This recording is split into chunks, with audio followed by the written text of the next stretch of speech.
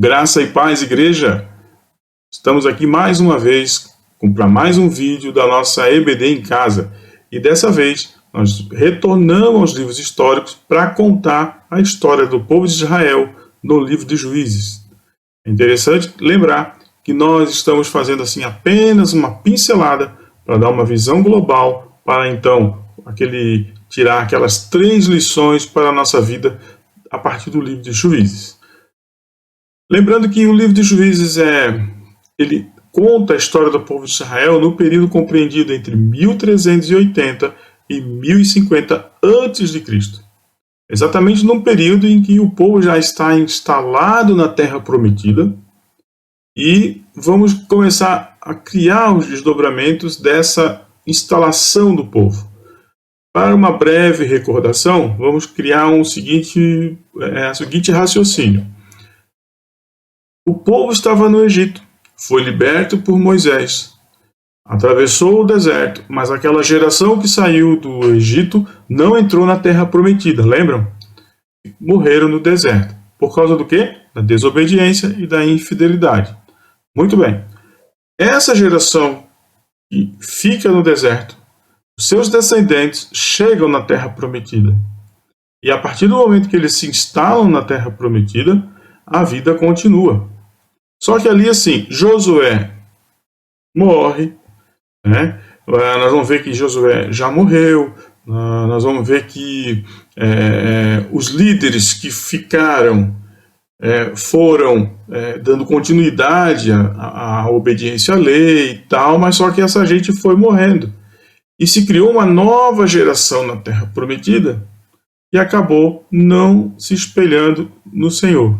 Se a gente for observar no mundo atual, o que nós chamamos de modernidade líquida ou pós-modernidade está criando uma geração exatamente assim, que está se esquecendo de Deus, que não está muito ligado nas questões espirituais, né? E é necessariamente assim uma geração que não está se importando muito, né? Então nós como igreja temos essa função de dar continuidade às lições que um dia ensinaram para a gente, sobre o risco de acontecer com as gerações futuras o que aconteceu lá na Terra Prometida com o povo de Israel. Sempre lembrando então que a autoria do livro é desconhecida, não se sabe exatamente quem escreveu o livro de Juízes, mas existe uma linha de teólogos que entende que uma parte do livro de Juízes foi escrita por Samuel. Porque a escrita do livro, obviamente, ela aconteceu após todas as narrativas. Até 1050, por exemplo, é a data mais ou menos do nascimento de Samuel. Então acredita-se que uma boa parte do livro foi Samuel que escreveu. Mas o período retratado é bem esse período, 1380 até 1050 a.C. E aí nós vamos ver, a partir do livro de Juízes, o que aconteceu com essa nova geração. O que aconteceu com essa nova geração que de repente se perdeu. E o que Deus faz para resgatar, para cumprir a promessa que foi feita a Abraão, de que a sua descendência seria incontável. Né? E é o que nós vamos ver a partir de agora. Bem, antes de mais nada, vamos falar da questão da desobediência. A desobediência ela acompanha a história do povo desde o Éden. Né? Se a gente for observar a desobediência, a infidelidade, a propósito, nós sempre usamos essas duas palavrinhas, obediência e fidelidade, quando a gente está estudando o Pentateuco, quando a gente estuda livros históricos, e se a gente for observar, a nossa vida tem que ser pautada em obediência e fidelidade. E o que acontecia é que aquelas pessoas, no transcorrer da história, elas deixaram em algum momento de observar, de ser obediente e ser fiel.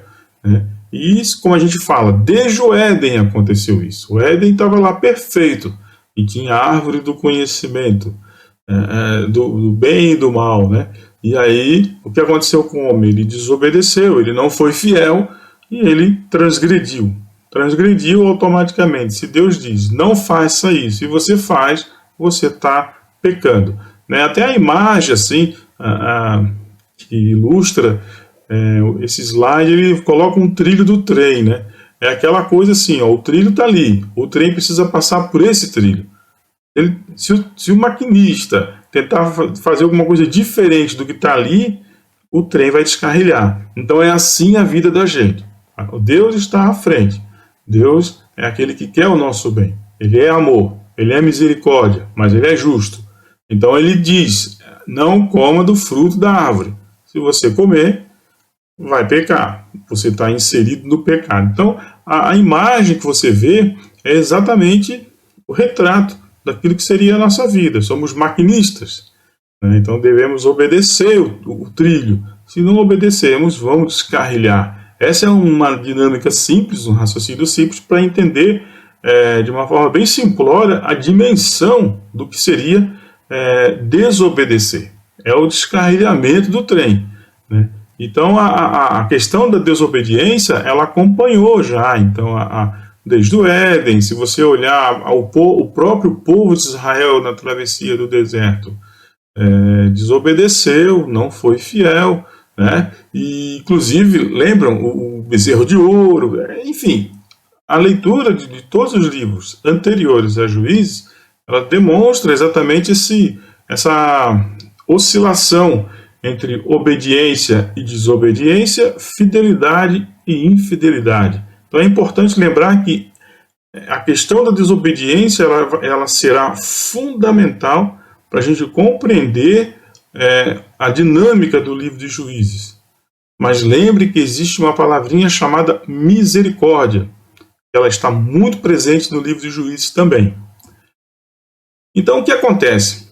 Para a gente entender o livro de Juízes, para a gente entender toda a narrativa do livro de Juízes, é importante a gente dar uma voltinha lá em Deuteronômio. Abra sua Bíblia, dá uma pausa, dá uma olhadinha no slide ali. Deuteronômio 7, do 1 até o 6. Vou abrir aqui também, e aí a gente vai fazer uma leitura breve aqui. E ele diz assim: quando o Senhor, seu Deus, os fizer entrar na terra, para a qual vocês estão indo, para dela tomarem posse, ele expulsará de diante de vocês muitas nações, os hititas, os girgaceus, os amorreus, os cananeus, os ferezeus, os heveus e os jebuseus. São 7 nações maiores e mais fortes do que vocês. E quando o Senhor, o seu Deus, as tiver dado a vocês, e vocês as tiverem derrotado, então vocês as destruirão totalmente. Preste atenção nessa determinação. Vocês as destruirão totalmente. Não façam com elas tratado algum, e não tenham piedade delas. Não se casem com pessoas de lá. Não deem suas filhas aos filhos delas, nem tomem as filhas delas para os seus filhos, pois elas desviarão seus filhos de seguir-me, para servir a outros deuses, e por causa disso, a ira do Senhor se acenderia contra vocês e rapidamente os destruiria. Assim vocês tratarão essas nações. Derrubem os seus altares, quebrem as suas colunas sagradas, cortem os seus postes sagrados e queimem os seus ídolos. Pois vocês são um povo santo para o Senhor, o seu Deus. O Senhor, o seu Deus, os escolheu dentre todos os povos da face da terra, para ser o seu povo, o seu tesouro pessoal. Muito bem. Então, o que Deus diz? Deus está dizendo o seguinte: aquilo ali, se a gente for olhar, já são aquelas orientações que Moisés está dando para o povo. O livro de Deuteronômio ele tem essa finalidade, tem as falas de Moisés para orientar o seu povo do que é como um checklist. Então ele diz, o Deus disse que era para vocês destruir tudo. Porque Deus é raivoso? Não. Porque, veja bem, se você tem um gramado e você tem uma máquina e você é escalado, é contratado ou é dentro do quintal da sua casa para você limpar, automaticamente você vai olhar aquelas ervas daninhas e se você conseguir tirar, você não vai trazer prejuízo para o seu gramado. Se você deixar, daqui a pouco elas vão crescer e vão acabar com a grama. O que Deus estava dizendo era exatamente isso. Tirem essas ervas daninhas. Destruam. Ela vai prejudicar essa grama. Então, destruam tudo que está em volta. Não deixe nenhum resquício de qualquer possibilidade de influência desse povo no meu povo, no povo de Deus, né? Então essa era a orientação do Senhor. O plano de Deus era esse, que aquele território, quando fosse entregue para o povo hebreu, o povo de Israel, esse território estivesse livre de qualquer influência negativa, influência do mal. Então eles não poderiam ter qualquer vínculo, não façam nem acordo, porque se fizer acordo vocês estão dando esse fertilizante para a erva daninha. Então o que Deus quer? Deus quer que esteja tudo limpo. O que Deus queria, na verdade, era, vamos abrir uma aspas e dizer assim, o que Deus queria era entregar um novo jardim do Éden, não o jardim do Éden, né? Mas um novo ambiente que não tivesse nenhuma influência. Porque a experiência de ter algo ruim no meio do jardim já aconteceu lá atrás. Então o que Deus quer é colocar o povo, devolver a terra prometida ao povo e que não houvesse nenhuma influência do mal. Mas para isso o povo teria que fazer a sua parte. É como se a gente dissesse assim, sou convertido, mas continuo pecando, cometendo os mesmos erros, vamos dizer assim. Deus diz que nós precisamos nascer de novo, o Senhor diz, né? Jesus diz para nós, é preciso nascer de novo. E aí você reconhece Jesus, é batizado, mas continua cometendo os mesmos erros. Então você não extraiu a erva daninha do seu jardim, do seu gramado. Você não derrubou os templos, as colunas sagradas pagãs, né, da terra onde você vai morar. Você vai continuar tendo influência. O medo de Deus, medo, né? Não vamos atribuir medo ao Senhor, né? Mas o receio do Senhor era que o povo realmente não cumprisse aquilo que foi pedido. E adivinha o que acontece? O povo não cumpre. Vamos lá, já em Juízes, no capítulo 1, versículo 27 a 36. Você pode dar pause para procurar e depois continuar o vídeo. E eu já estou aqui com a palavra aberta. O que aconteceu quando o povo chegou na terra prometida? Veja bem, qual era o plano de Deus? Destruiu tudo. Tirem tudo. Limpem. Mas aí o que acontece? Manassés, porém, não expulsou o povo de Bet-sean, o de Taanaque, o de Dor e o de Ibleam, o de Megido, nem tampouco o dos povoados ao redor dessas cidades, pois os cananeus estavam decididos a permanecer naquela terra. Quando Israel se tornou forte, impôs trabalhos forçados aos cananeus, mas não os expulsou completamente. Isso a tribo de Manassés. Olha só Efraim. Efraim também não expulsou os cananeus que viviam em Gezer, mas os cananeus continuaram a viver entre eles. É tudo o que Deus não queria. Nem Zebulon expulsou os cananeus que viviam em Quitron e Naalol, mas estes permaneceram entre eles e foram submetidos a trabalhos forçados.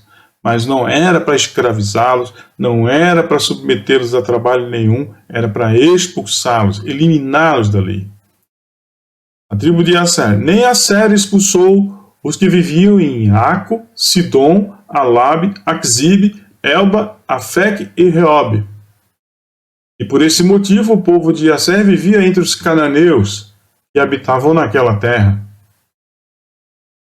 Nem Naftali expulsou os que viviam em Bet-Semes e Bet-Anat. Mas o povo de Naftali também vivia entre os cananeus que habitavam a terra. E aqueles que viviam em Bet-Semes e em Bet-Anat também passaram a fazer os trabalhos forçados para eles. Os amorreus confinaram a tribo de Dan à serra central, não permitindo que descessem ao vale. E os amorreus igualmente estavam decididos a resistir no Monte Heres, em Aijalon e em Saalbim. Mas quando as tribos de José ficaram mais poderosas, eles também foram submetidos a trabalhos forçados. A fronteira dos amorreus ia da subida de Acrabim até Selá e mais adiante. Então, veja, fizeram diferente daquilo que Deus determinou. Então, para todos os efeitos, não cumpriram o que aconteceu, o que Deus determinou. E aí vem a resposta de Deus. Deus diz assim, vamos lá, continuando aqui, ó, Juízes, capítulo 2, versículos 1 ao 5. O anjo do Senhor subiu de Gigal a Boquim e disse... Aí ele veio falar a voz do Senhor, né? É como se Deus falando para eles. Então o que Deus diz?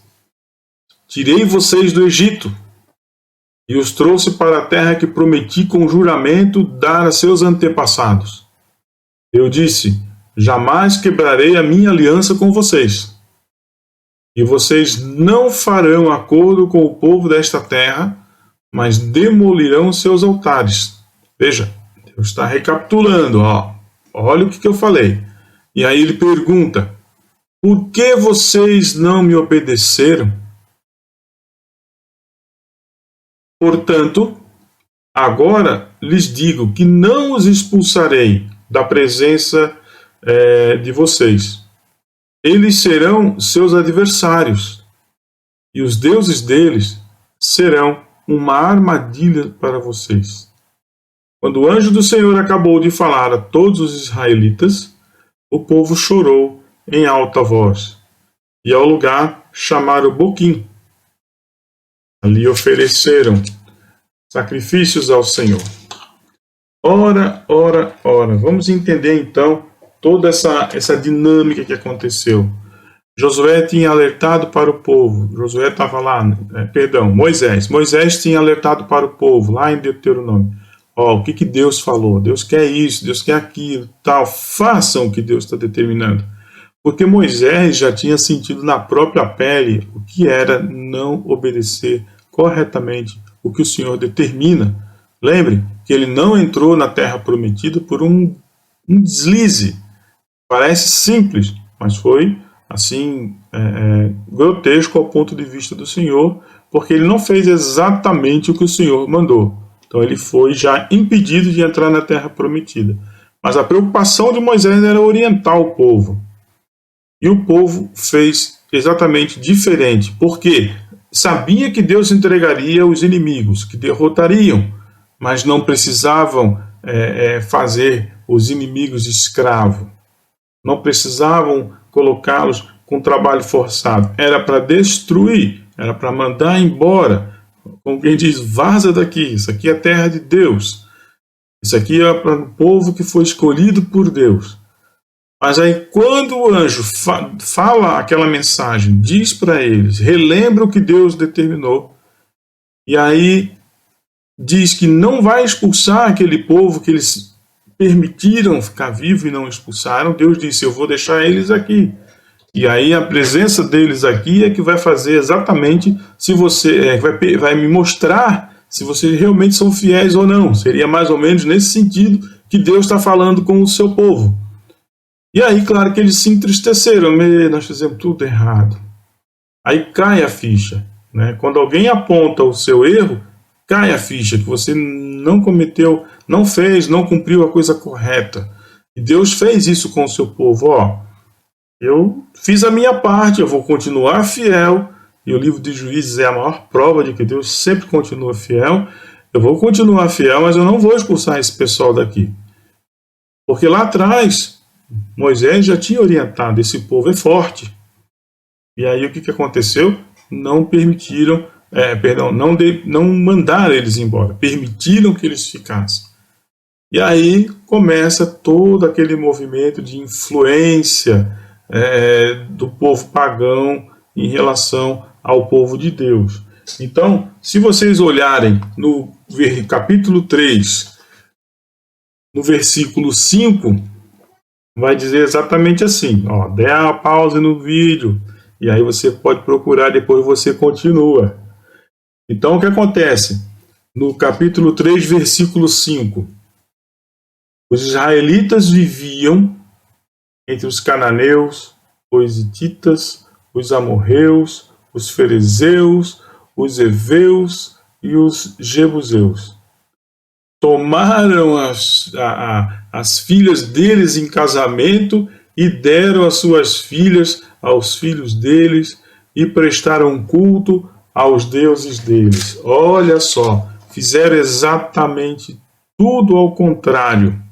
Mas veja bem, vamos discernir mais uma vez quem é esse povo que, com o passar do tempo, foi se esquecendo de Deus. Eles não são a geração que saiu do deserto, que saiu do Egito. Eles não são a geração que entraram na Terra Prometida. Já são uma geração posterior. Então já não está mais nem aí para o Senhor, já viraram as costas, porque a partir do momento que Deus diz, vocês deveriam destruir, porque está sendo muito breve a narrativa aqui, mas houve um período de tempo, o povo foi vivendo, os líderes foram, com o passar do tempo, morrendo, então surge essa nova geração que não tem muita importância, que não dá muita importância para o Senhor. Então fica tá tudo certo, estamos por aí, tá de boas, vamos dizer assim, né? Eu estou casando com uma pagã, mas não aconteceu nada, né? Mas exatamente vai acontecer exatamente o que Deus não queria que acontecesse. E aí existe aquele movimento que a gente sempre diz assim, quando você se aproxima de Deus e caminha com o Senhor, você caminha no trilho. Lembra da primeira imagem? Você caminha no trilho. Quando você, enquanto maquinista, sai do trilho, o trem descarrilha. Guardem sempre essa visão. O transcorrer do livro de Juízes. Descarrilha. Então o que acontece? Você acaba se perdendo. Porque o homem, olha que coisa mais interessante, o homem, ele é pecador. Mas quando ele está na presença do Senhor, ele está buscando o caminho de santidade. E está afastado do pecado. A tendência é sempre acertar. Mas quando ele se desvia, e olha, se você ler toda a palavra até Juízes, você vai ver que é um festival de obediência e desobediência, né? E Juízes não vai ser diferente. Essa geração nova, que está vivendo na Terra Prometida, esqueceu dos feitos do Senhor. Deveria olhar para trás, deveria se lembrar dos feitos. O que o Senhor fez para salvá-los da escravidão do Egito, o que o Senhor fez para cumprir a promessa que foi feita a Abraão, mas não lembraram de nada disso, simplesmente foram vivendo. É como hoje a nossa sociedade está vivendo. Vivendo como se não houvesse um amanhã. Então, estou curtindo, né? Relativizando as coisas, porque veja bem, quando um povo hebreu, quando um hebreu, ele casa com uma pagã, ou quando um pagão casa com uma moça, com uma mulher do povo de Israel, o que acontece? Fica a relativização, você simplesmente, não, tá tudo bem, eles são legais, né? Ah, é só uma estátua que está ali do Deus Baal, mas está tudo bem, não faz mal. Ah, não custa também eu conversar com essa estátua e daqui a pouco estar envolvido, né? Eu brinco, é como o cristão que deveria ter a sua vida toda entregue na mão do Senhor, confiando no Senhor, vivendo sobre a fé, sobre a batuta da fé, vamos dizer assim, e de repente acorda de manhã e a primeira coisa que vai ver é o quê? Horóscopo. Vou ver como é que está o meu signo hoje. Ora, você desnorteou tudo. Você mudou o norte da sua vida.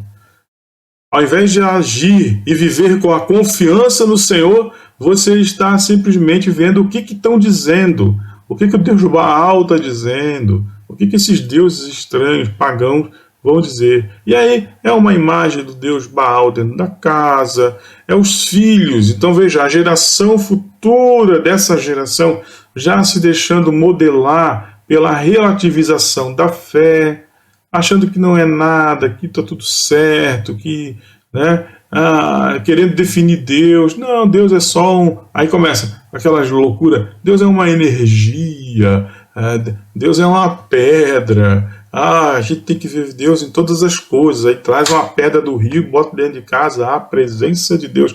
Negativo. A relativização ela é doentia, é uma doença dentro do corpo de Cristo, né? Nós somos corpo, então nós não podemos ter doença, nós não podemos estar doentes para contaminar todos os demais.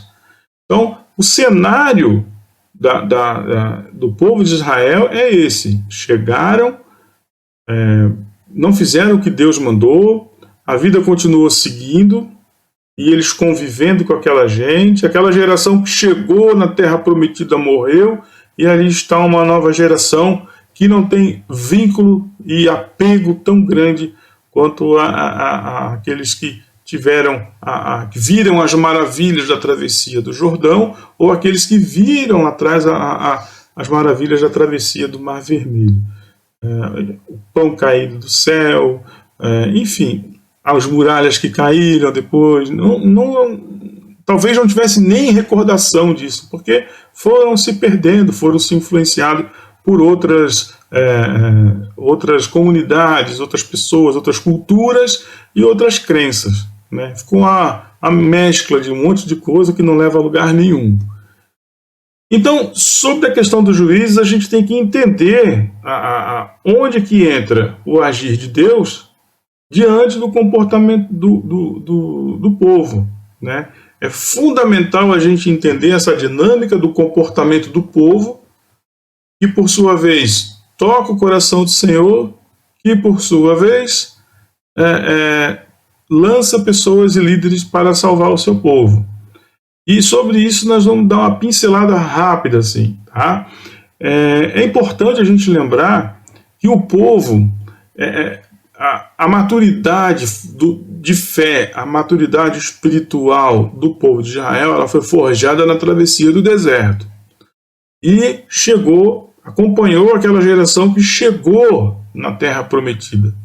A maturidade de fé. Tanto é que quando o anjo lá atrás anuncia que vocês fizeram errado, o povo chora e apresenta sacrifício. Mas essa geração futura, eles não tinham maturidade espiritual a ponto de entender que não precisava nada para ser feliz, não precisava nada diferente para crescer, bastava entender que apenas a presença de Deus, apenas a presença do Senhor no meio deles já seria o suficiente para eles crescerem na fé, crescerem como pessoas, crescerem como nação, inclusive, né? Então eles tinham que alimentar no coração assim: não estamos sós. O nosso líder é o Deus de Israel. Não é ninguém, não é uma pessoa, porque aí o que acontece? Na cultura dos vizinhos, né, sempre tinha essa coisa de ter um líder, um rei, uma liderança, e o povo de Israel teve essa liderança, mas essa liderança foi apenas para chegar na terra. Eles tinham que ter a consciência de que Deus era o rei, Deus era o líder, Deus é aquele que joga na vida do povo toda a sua vontade. Ou seja, o povo estava vivendo segundo a vontade de Deus. Mas eles não tinham essa maturidade espiritual, eles foram se perdendo. E eles achavam que se tivesse um líder, a coisa ficaria diferente. Então o que acontece? Enquanto existia aquela liderança das tribos, com o povo que chegou na Terra Prometida, as coisas ainda foram caminhando bem. Só que essa gente foi morrendo. E eles foram sofrendo influência das culturas. E aí tudo foi se perdendo. Foram sendo dominados. O povo em volta vai crescendo, vai querendo pegar aquele espaço de terra de novo. Vêm os conflitos por território. Vêm os conflitos para impor culturas. E aí o que acontece com o povo de Deus? O povo acaba sendo derrotado. Toda vez que o povo ia, ele era derrotado. Sem falar que essa geração nova que está na Terra Prometida, nenhum deles, vamos dizer assim, é combatente. Nenhum deles é guerreiro. Porque os guerreiros foram aqueles que saíram do Egito, foram forjados no deserto e depois passaram seu legado para aqueles que entraram na Terra Prometida. Uma vez que está estabelecido o povo ali, a paz reinaria. Então, poucos se interessaram. Aí continua a ideia da influência dos povos vizinhos e tal, a ponto de neutralizar o povo de Israel. E aí o povo, quando chegava na derrota, o que acontecia? Eles lembravam de Deus. Então vem aí a ideia de Deus misericordioso levantar a questão dos juízes, que eram nada mais, nada menos que pessoas que Deus levantava para serem lideranças nesse povo. Eles estavam precisando de alguém que norteasse eles, que desse o norte para onde caminhar, que puxassem eles para o trilho novamente. Sobretudo, apesar de receber o nome de juízes, mas a finalidade geral deles era liderar o povo para nortear eles para dentro do trilho novamente.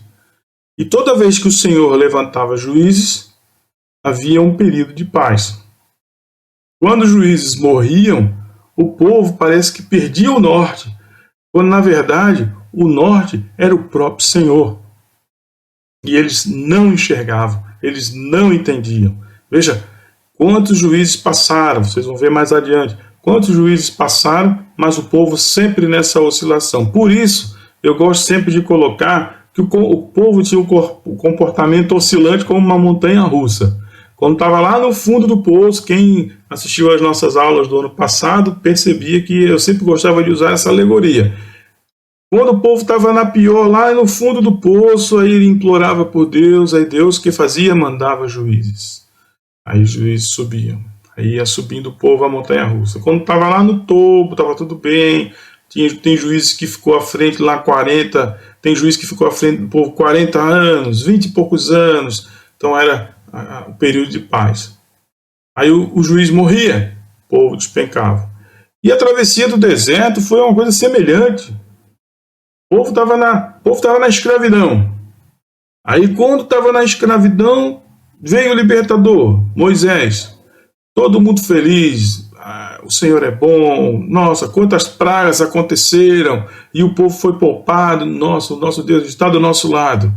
Aí vai para o deserto, chega na beira do Mar Vermelho, mas trouxe a gente para morrer aqui, Moisés, está maluco, aquela coisa toda.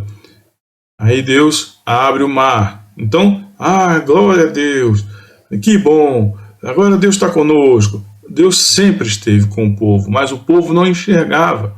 E a vida da gente também é assim. Quando a gente está passando por alguma adversidade, aí a gente se apega em tudo, Deus e tal e tudo.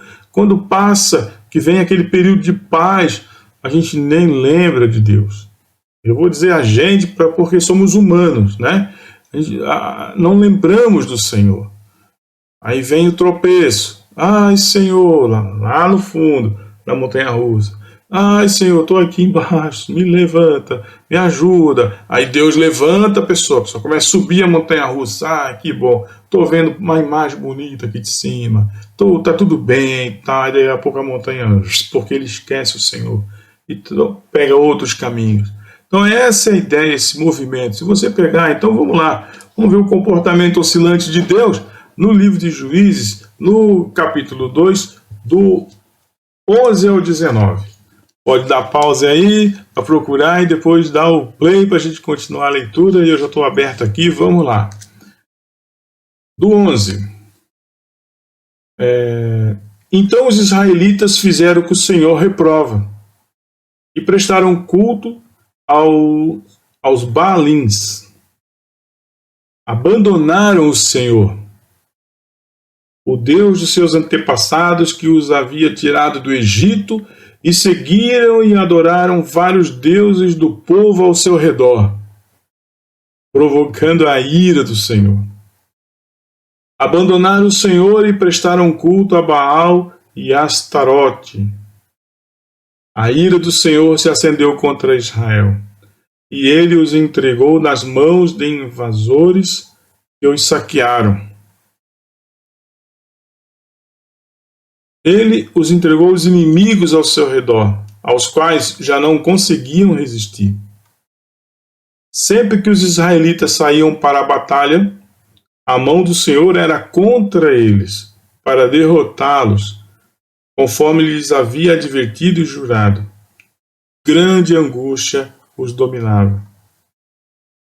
Então o Senhor levantou juízes, que os libertaram das mãos daqueles que os atacavam. Mesmo assim, eles não quiseram ouvir os juízes. Antes, se prostituíram com outros deuses e os adoraram. Ao contrário dos seus antepassados, logo se desviaram do caminho pelo qual seus antepassados tinham andado, o caminho da obediência aos mandamentos do Senhor. Sempre que o Senhor lhes levantava um juiz, ele estava com o juiz e os salvava das mãos dos seus inimigos, enquanto o juiz vivia. Pois o Senhor tinha misericórdia por causa dos gemidos deles diante daqueles que os oprimiam e os afligiam. Mas quando o juiz morria, o povo voltava a caminhos ainda piores do que os caminhos dos seus antepassados, seguindo outros deuses, prestando-lhes culto e adorando-os. Recusavam-se a abandonar suas práticas e seu caminho obstinado. Então vocês percebam exatamente esse movimento que oscila, e a misericórdia de Deus ela aparece quando? A partir do 16 começa a narrativa de que o Senhor levantou os juízes, porque ele ouviu os gemidos daqueles que estavam sendo oprimidos. Deus é um Deus de misericórdia. Deus é um Deus de justiça. Mesmo não merecendo, vamos dizer assim, a misericórdia do Senhor prevalece. E o Senhor levantava juízes. E a partir do momento que levantava juízes, o Senhor, o povo tinha um período de paz. O Senhor estava com o juiz.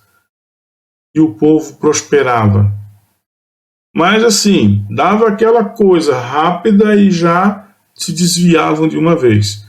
Nova dominação, nova opressão. Aí o povo ia para o fundo da montanha-russa, ia de ladeira abaixo, e aí clamavam ao Senhor, e o Senhor subia novamente a montanha-russa, aí era pura ascendência. Mas logo então eles tinham um comportamento pior do que os antepassados. Por quê? Porque eles já estavam na zona de conforto, eles nasceram já na terra prometida, eles já estavam numa situação onde não tinha tanta opressão, onde não tinha um faraó escravizando. Então eles estavam numa boa, mas eles não enxergaram a bondade do Senhor. Eles não foram fiéis, eles não obedeceram. E aí eles despencaram. Cada vez que fazia algo bom, o Senhor fazia algo bom, acho que não dava nem tempo de vamos glorificar o Senhor, né? Quando fala assim que eles rapidamente voltavam para os deuses pagãos e tal, é porque tinha uma influência do povo que estava em volta. As mulheres já estavam casadas com os pagãos, os homens já estavam casados com as pagãs, então o Senhor estava junto, mas não tinha aquela conversão 100%. Os homens hebreus não influenciaram as mulheres pagãs. E as mulheres hebreias não influenciaram os homens pagãos. Foi exatamente o contrário. Foram todos influenciados. Fé imatura, fé rasa. Entramos naquela diferença do ou quente ou frio, morno, eu vomito. Eu não sei se era morno ou se era frio de uma vez. Mas não era quente, porque passava o período da tribulação, o juiz era levantado, né? Passava o período da tribulação e o povo tornava a cair. Então aquele oscilava muito, muitos altos e baixos na caminhada, certo? Então quando a gente fala assim que o povo logo caía, significa que facilmente ele era influenciado. Porque, como eu disse, tem juiz que ficou 40 anos, tem juiz que ficou 23 anos, enfim, 80, mas enfim, o que eu quero dizer é que o processo do início da paz, ele vivia 20 e poucos anos de paz, ou 40 anos de paz, porém, rapidamente a montanha russa começava já a despencar. Ela não pegava uma constância em linha reta para depois cair. Ela, quando chegava no topo, ela já começava a descer devagarinho. Tá entendendo? É mais ou menos isso que acontecia. A história dos juízes, né? A gente não vai entrar em detalhes sobre a história dos juízes, mas no livro de Juízes ele está ali entre o capítulo 3 e o 16. Conta a história de cada um, as suas particularidades. Tem juízes que tem um registro maior da sua história, tem outros que 2 linhas, vocês vão perceber, mas é importante que há o registro de todos. Não vamos entrar em detalhes, porque vamos deixar isso para a sala de aula, né? Isso é mais explicado na sala de aula. Aqui é só para a gente entender que do 3 ao 16 existe a história dos juízes, cada um contado, né? Certinho, a gente pode entender que todos tiveram a sua contribuição, uns mais expressiva, outros menos expressiva, mas é importante que a gente entenda que todos eles foram levantados por um momento em que o povo precisava, para colocar no trilho, para guerrear, para liderar, para a pessoa olhar e dizer que agora Deus está conosco. Mas Deus sempre está conosco, não precisa o líder. Ele era o próprio líder, né? Mas o povo queria enxergar, não queria, mas necessitava de uma liderança. Havia a necessidade de ter alguém para estar à frente. Essa é a ideia, a história que o livro de Juízes traz para a gente, é que o Senhor tem essa questão da misericórdia porque Ele ouve o clamor. Ele ouve o clamor. A gente lembra que no debate entre Abraão e Deus, ele questiona, né? Senhor, se tiver tanto justo na cidade, a cidade vai ser poupada. Se tiver 10, ou se tiver um justo, a cidade vai ser poupada por um justo. Então, tira o justo e aí a cidade foi destruída, né? Sodoma e Gomorra. Mas o que eu quero dizer assim para vocês é exatamente isso. Porque existiam ainda pessoas que clamavam pelo Senhor, a misericórdia do Senhor se manifestava. Essa é a ideia. Aí o versículo que eu digo para vocês que seria assim o sentimento do povo na Terra Prometida, dessa geração na Terra Prometida, era exatamente essa. Naquela época, o último versículo do livro, ele fala exatamente o sentimento do povo lá, vivendo na Terra Prometida, essa geração, e o sentimento era exatamente esse. Naquela época não havia rei em Israel. Cada um fazia o que lhe parecia certo. Então entramos naquela questão assim da moral relativizada. Cada um achava que era certo, fazia, achava que estava tudo bem. Não, o que custa uma estatuazinha do Deus Baal aqui no canto? Não, não vai afetar. Está tudo bem. Só que era abominável ao Senhor. Era grave. O Senhor já estava se sentindo assim, ofendido por um hebreu colocar uma estatuazinha. É só uma estatuazinha. Não vai dar nada. É uma coisinha de nada. E é assim que a gente vai sendo contaminado quando a gente vai relativizando as coisas. Né? Ah, um horóscopo, é só uma olhadinha no horóscopo. Não, é só hoje. Então, quando a gente começa a relativizar, isso é inocente. Quando a gente está agindo por nossa conta, segundo os nossos impulsos racionais humanos, a gente não está fazendo a vontade do Senhor. A gente relativiza até aquilo que é moral. Né? E o nosso mundo hoje é um mundo de extrema relativização. Você pode debater um assunto qualquer, as pessoas vão relativizando, vão dizendo que não é bem assim, não é tão grave, mas isso é pecado. Não, isso não é pecado. Ah, mas isso aqui Deus vai ajudar. Não, será? Deus pode até ajudar, mas o homem tem que ter o esforço. Está tudo na mente humana. O homem é capaz de fazer qualquer coisa. O importante é ser feliz. Né? Quando a gente faz, eu acho interessante assim, o importante é ser feliz, o importante é o amor, para justificar as práticas que o Senhor abomina. Existe muito isso no dia de hoje. E lá no tempo dessa geração na Terra Prometida acontecia a mesma coisa, se relativizava tudo. Por isso cada um fazia o que lhe parecia certo, cada um tinha sua ética, cada um inventava a sua ética, sua conduta. E lá eles tinham que a lei de Deus para ser vivida. E aí eles faziam totalmente diferente do que o Senhor pedia. Totalmente contra. Não, casar, mas o importante é que eu gosto dessa pessoa. Ah, amigo, mas ela é pagã. Não, mas ela é tão querida. E essa relativização é que contaminou o povo, né, ao extremo. E essa relativização que está queimando a nossa sociedade. Está acabando com a nossa sociedade hoje, em pleno século XXI.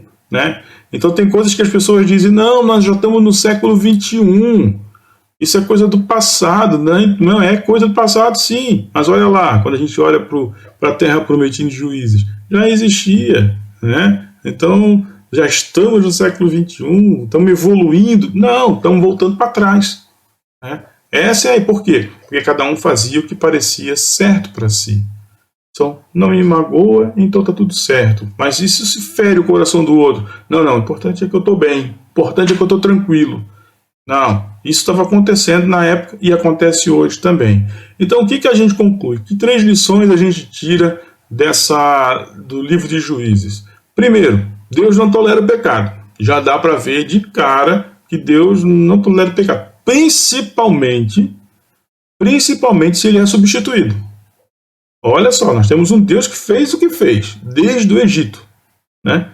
E aí, de repente, o povo troca o nosso Deus por uma estátua? O povo troca as suas práticas de fé pelas práticas de fé dos pagãos? Isso fere o coração de qualquer um, na verdade. Né?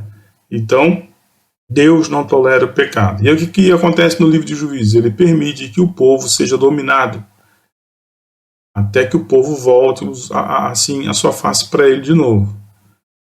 A segunda lição, os sistemas centralizados no homem fracassam.